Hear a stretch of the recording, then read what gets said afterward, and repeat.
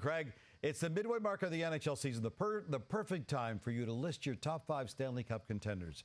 Really curious to see if you're giving Winnipeg any more respect than the odds makers, Craig. Well, absolutely, I'm giving Winnipeg a lot more respect because they deserve a lot more respect. To what Kevin Cheveldayoff said, it's really significant how they're playing and what they're doing. I'd say it's a good bet. Put your money now on those odds. So now we're going to do a little bit of a listing. At number 5, the Colorado Avalanche. Yeah, they're playing better. Yeah, they have Nathan MacKinnon. I still see too many holes in their lineup. And to me, they're serious. They've moved themselves back to a level where they can think about competing for a Stanley Cup, but there's still some shortcomings there. Number 4, the Florida Panthers. Florida Panthers are playing exceptionally well. The start of their season without some key players was really significant. Paul Maurice has this team playing excellent defense and looking like last year's run to the Stanley Cup final was no accident. And at number 3, I have the Winnipeg Jets. Yeah, Kevin Cheveldayoff says play the right way. They're playing the right way. The best defensive team in the league. They got balance, they got speed, they got size all the way through their lineup. This is a really good team, and they're showing it right through the Western Conference.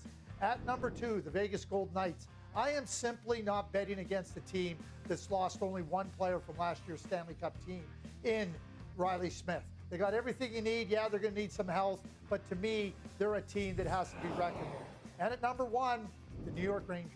New York Rangers, from the net to the blue line, up front, the forward group, everything they have screams Stanley Cup favorite.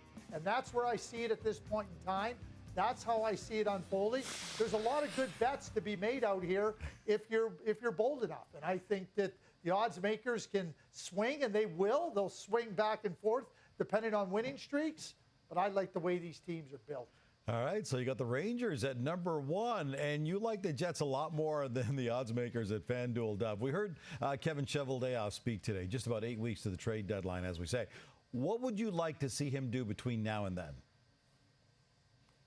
What I'd like to see him do, Gino, is I think there'd be 2 areas that I would be looking to try to do.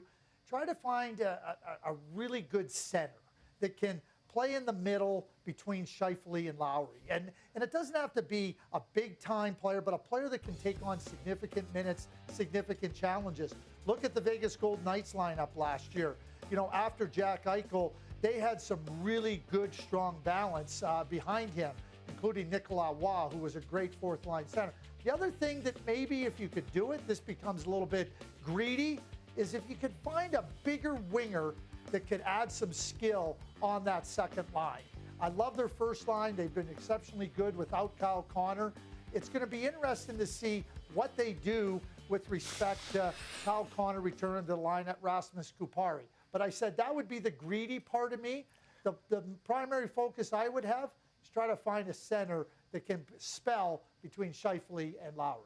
Craig, sadly, we spent a lot of time reminding Canadian hockey fans it's been 30 years since the Cup landed north of the border. But as it stands right now, 4 Canadian teams are in playoff spots. 2 of them, the Jets and Canucks, first and second overall. So hope springs eternal.